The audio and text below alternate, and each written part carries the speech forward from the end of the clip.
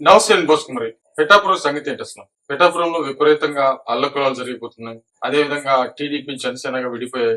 వర్మ గారికి ఎమ్మెల్సీ ఇవ్వకపోవటం వల్ల, నాగబాబు గారికి ఎమ్మెల్సీ ఇవ్వటం వల్ల ఇంకా ఉధృతం అయిపోయింది.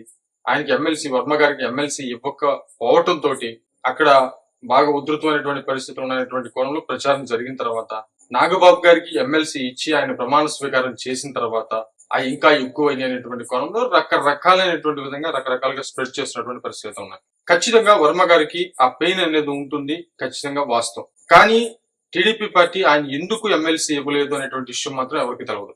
ఆ విధానంలో ఆయన టీడీపీ పార్టీ మీదకి వెళ్లకుండా, చంద్రబాబు నాయుడు గారిని బ్లేమ్ చేయకుండా, లోకేష్ గారిని బ్లేమ్ చేయకుండా, జనసేన పార్టీని, పవన్ కళ్యాణ్ గారిని, అదేవిధంగా జన సైనికుల్ని బ్లేమ్ చేసేటువంటి విధంగా ఆయన కావచ్చు, ఆయనకి సంబంధించిన సన్నిహితులు కావచ్చు చేస్తున్నారు అనేటువంటి కోణంలోనే జరుగుతుంది. రచ్చ అనేటువంటి కోణంలో సోషల్ మీడియాలో విపరీతమైనటువంటి ప్రచారం జరుగుతుంది. ఇప్పుడు దాకా మనం చూస్తూనే వచ్చాం. ఇప్పుడు నాగబాబు గారు పిఠాపురం పర్యటనకు వెళ్లారు. వెళ్తే అక్కడ నినాదాలు చేశారట.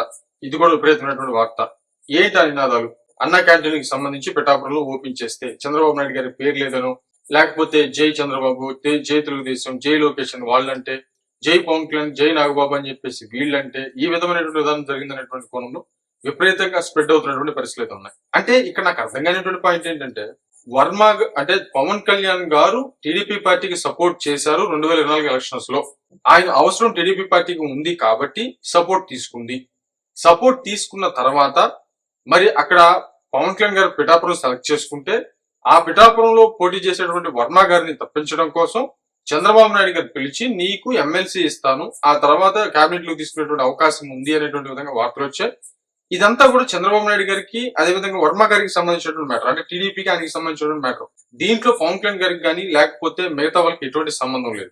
వర్మ గారికి, పవన్ కళ్యాణ్ గారికి అసలు సంబంధం లేదు.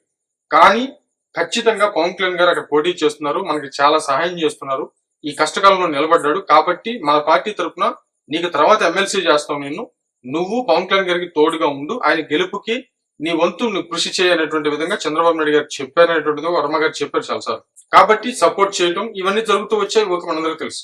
ఇప్పుడు ఆయనకి ఎమ్మెల్సీ ఇవ్వకపోతే మామూలుగా ఆయన కానీ ఆయన అనుచరులు కానీ బ్లేమ్ చేయాల్సింది ఎవరిని?